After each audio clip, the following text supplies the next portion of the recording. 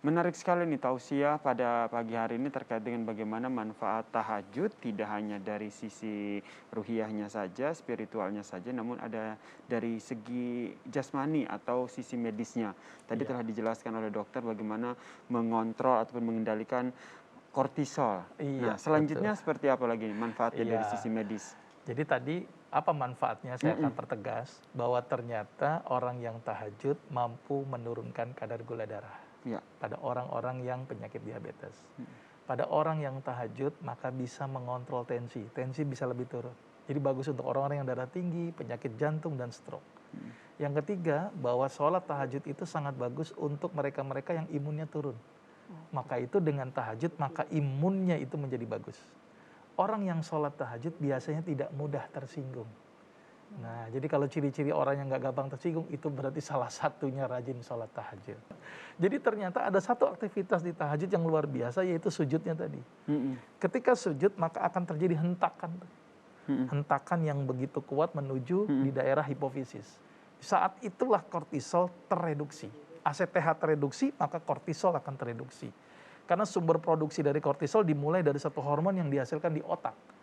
Ketika ada hentakan yang kuat ketika dia sujud, maka terhentilah itu ACTH-nya.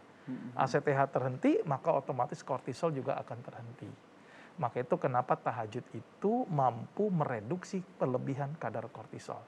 Tapi ingat, kortisol dibutuhkan. Tapi ketika berlebihan akan berdampak buruk. Buruk. Maka itu kenapa sholat tahajud ini menjadi suatu hal yang penting untuk mereduksi kadar kortisol yang berlebihan. Kira-kira Oke. begitu Kak Yasin. Selain itu ada lagi dok, yang soal dari sisi medisnya sendiri? Iya, tadi salah satunya adalah kortisol tadi berdampak imunnya menjadi turun kan. Mhm. Maka itu kenapa kalau orang-orang apalagi di masa pandemi nih. Betul, imunnya harus bagus ini.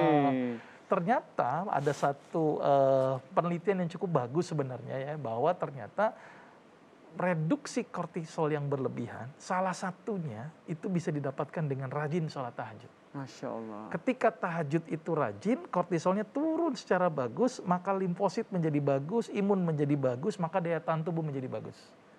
Maka itu di masa pandemi seperti ini rajinlah tahajud. Masya Allah, ini terkait dengan manfaat tahajud Salah ini. satunya begitu. Ada juga nih sebuah artikel yang telah membuktikan bahwa luar biasa Iya. sekali nih manfaat dari tahajud. Ini terkait dengan kisah nenek 107 tahun naik haji dan sholat tahajud jadi rahasia panjang umurnya, Masya Allah. Ibu Sumiati asal Jombang ini menjadi calon haji tertua di Jawa Timur pada musim haji tahun 2019. Meskipun sudah berusia 107 tahun, ia dinyatakan sehat dan layak untuk menunaikan ibadah haji.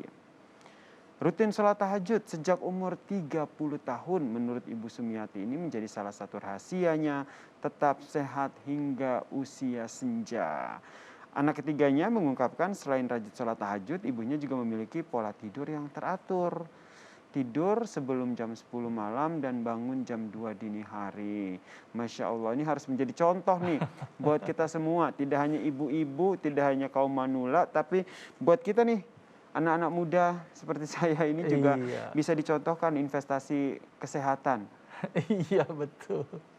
Nah itu tadi Mas Yasir, nenek-nenek aja bisa tahajud. Kalau Mas Yasir disangka kok berat, saya nggak berat lah sebenarnya. Betul. Nenek-nenek itu gerak aja udah terbatas, tapi semangat untuk tahajudnya begitu luar biasa. Maka itu kenapa disarankannya untuk rajin sholat tahajud, dirutinkan. Karena ternyata tadi nenek luar biasa itu. Sama ngatur pola tidurnya. Maka itu kalau kita mau sholat tahajud, niatnya tidurnya itu harus di awal. Harus cukup juga. Iya, kalau kita kurang begadang jam 12 malam gitu kan, terus dipaksakan bangun jam 2, jam 3, ya stres tubuh kita. Yang ada tahajud terus gara-gara ketiduran. Gitu. Nah itu yang terjadi. Berarti memang pola ketika kita mau meniatkan untuk melakukan sholat tahajud, kita juga harus mengatur pola tidur ya. Betul. Sehingga kualitas tahajud kita tuh benar-benar bagus begitu ya dok ya. Betul. Maka itu Rasulullah sangat merekomendasikan tidur itu habis sholat isya. Ya, karena ada satu hadis yang berbunyi Rasulullah itu melarang bersenda gurau habis sholat isya. Jadi Rasul itu kalau tidak ada acara-acara yang penting, maka Rasul tidur di awal malam. Jadi kalau hitungan saya itu Rasul tuh sekitar tidur jam 8, jam 9 tuh tidur tuh. Kalau tidak ada aktivitas ya, misalnya Ramadan kan Rasulullah sering banyak ibadahnya gitu kan. maka bangun di sepertiga malam, kurang lebih sekitar jam 2, jam 3. Secara hitungan medis, itu jam 8 bangun jam 2 itu cukup. Ya kan tidur kita cukup sekitar 6 sampai 8 jam. Jadi kalau tidur jam 8 bangun jam 2 atau tidur jam 9 bangun jam 3, kemudian melakukan sholat tahajud, maka waktu kualitas tidur kita cukup untuk bisa melakukan sholat tahajud. Jadi pengaturan pola tidur penting, ibadah tahajudnya supaya bisa berjalan. Intinya sih di niat sebenarnya. Iya, intinya di niat, pengaturan pola tidur, biar nanti kita bisa dapatkan kualitas tahajud yang baik ya. Betul, Sehingga betul. biar dapat itu manfaat jasmani seperti yang tadi dijelaskan dan juga spiritual pastinya. Betul. Masya Makanya tuh Allah. nenek tadi umurnya 107 tahun tuh. 107 aja, iya dong, malu nih kita Itu sama rahasia loh nenek itu loh, umur rahasia 107. Dan kita juga tentu mau ya umurnya bisa panjang dengan kondisi sehat. Dan salah satu tips dari nenek tadi tahajud, Masya Allah. Iya.